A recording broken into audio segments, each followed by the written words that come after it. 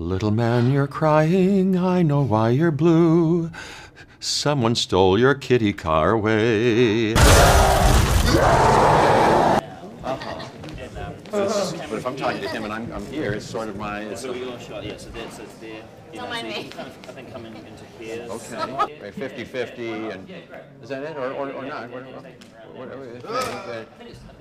Like this? Yeah.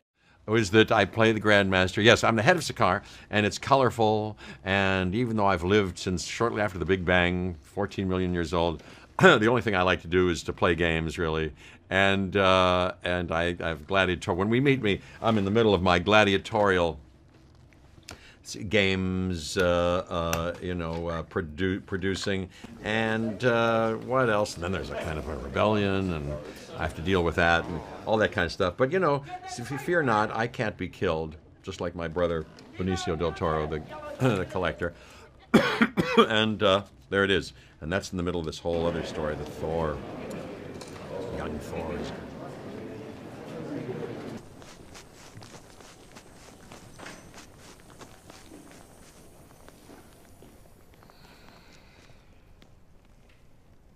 Like when you come along here, not high, but sort of like low, Yeah. and then you just go sort of Damn, okay, cool.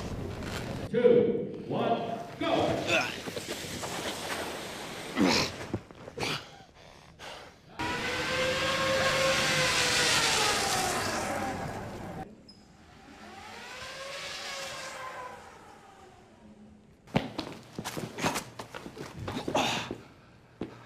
Go!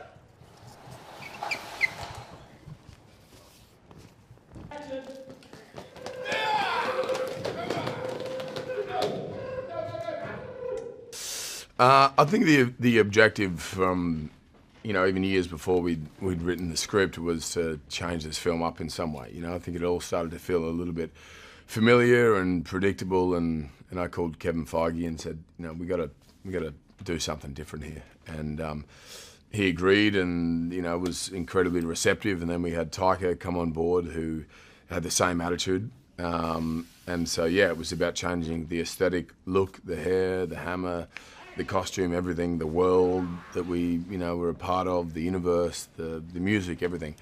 And so it felt like kind of a clean slate, and starting again and playing a new character in a way, which was hugely freeing and invigorating.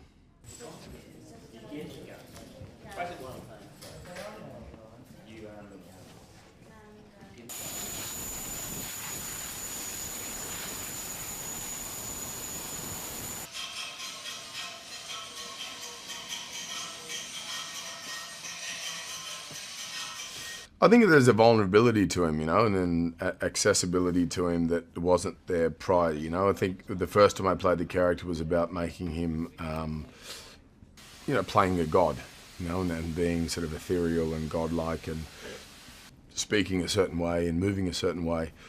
But the problem is with that is that then it's good for one film, but then after that you sort of hit a ceiling and you have nowhere to go. And so this film was about kind of stripping that back and having a greater access to that vulnerability and relatability about, he's one of us. He has the same problems that we all have. He has the same insecurities that we all might have, or the same sort of concerns or fears or whatever. And then so we sort of did away with any exterior sort of confidence, and he was almost on the back foot a lot of the time, which is a lot more fun to play. There's a self-deprecating sort of attitude and sense of humor that comes into play.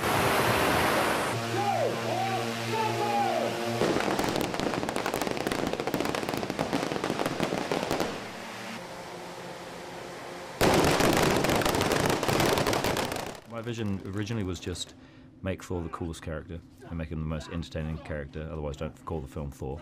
And we wanted, and Chris had already said this to everyone as well, he's like, I want to do something where I'm not doing the same thing, I'm not treading water again and again, I want to change the character up and make him more fun and just have an adventure. And so, and Marvel are very responsive to when people want to do that stuff. So I went in and my vision was just that, make it fun and colourful, and look at that poster, it's like, it's got to be like that. It's got to be like the comic books that I grew up with, where it was like splash pages and Kirby art, and it's fun and like vibrant, and you know,